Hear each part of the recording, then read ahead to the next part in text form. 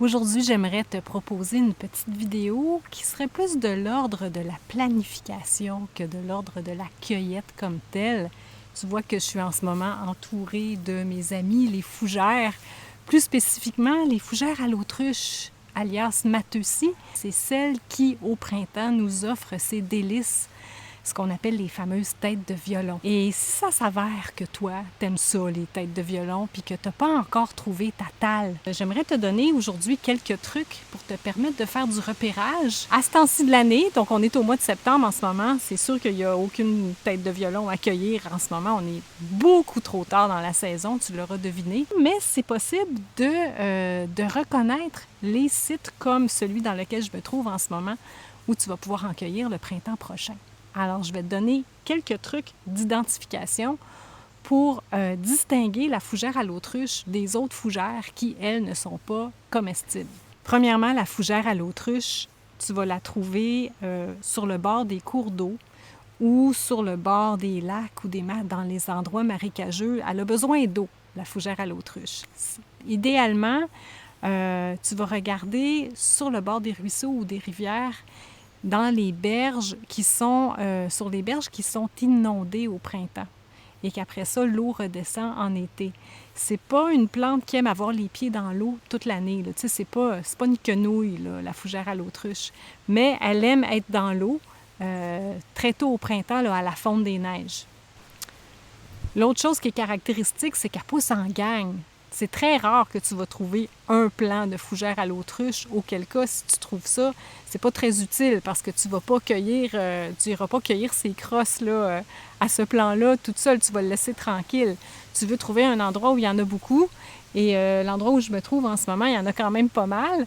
Il y en a assez là, pour faire une bonne récolte pour le jeune couple qui habite ici, l'endroit où je me trouve. Et peut-être que si je suis gentille, je vais avoir le droit de venir m'en cueillir une tasse ou deux le printemps prochain. L'autre trait caractéristique, c'est que c'est une assez grande fougère.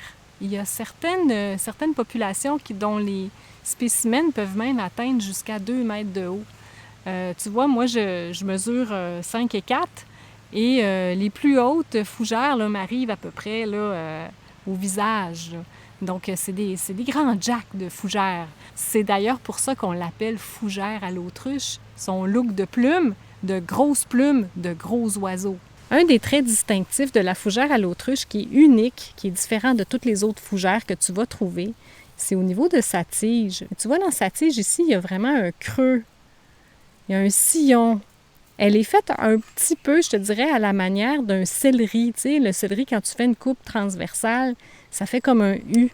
Alors, un autre trait caractéristique de la fougère à l'autruche, c'est que le bout de sa feuille est, on dirait, un peu tronqué, puis prolongé avec une petite pointe ici.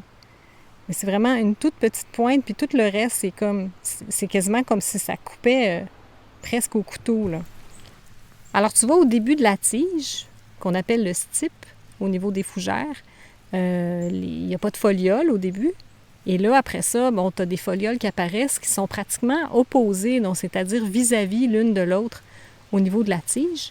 Et plus on monte, éventuellement, ça va devenir alterne. Donc, elles vont être en quinconce. Elles ne seront plus tout à fait vis-à-vis l'une de l'autre.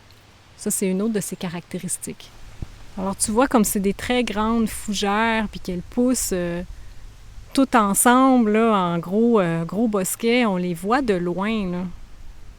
Et là, je suis sur le bord d'un ruisseau, on voit qu'il n'y a pas beaucoup d'eau cette année, là. On est un peu à sec. Mais ici, au printemps, c'est clair que l'eau déborde en dehors de son lit et va mouiller les pieds des fougères qui sont ici. Donc, quand tu vois ça sur le bord d'un cours d'eau, il y a des bonnes chances que ce soit des fougères à l'autruche. Et je t'encourage à aller voir de plus près là, de quoi a l'air sa tige. Si tu vois un sillon, comme un céleri, je vais te donner un truc. Autruche. Autruche, avec un U. Comme un céleri, ça fait un U quand on coupe la tige. J'espère que tu as apprécié ma petite vidéo de repérage pour tes futures cueillettes de têtes de violon du printemps prochain. Tu me diras dans les commentaires si ça te tente, là, si tu t'es trouvé une talle pour l'année prochaine ou pas. Alors voilà, sur ce, je te souhaite bon repérage. À bientôt!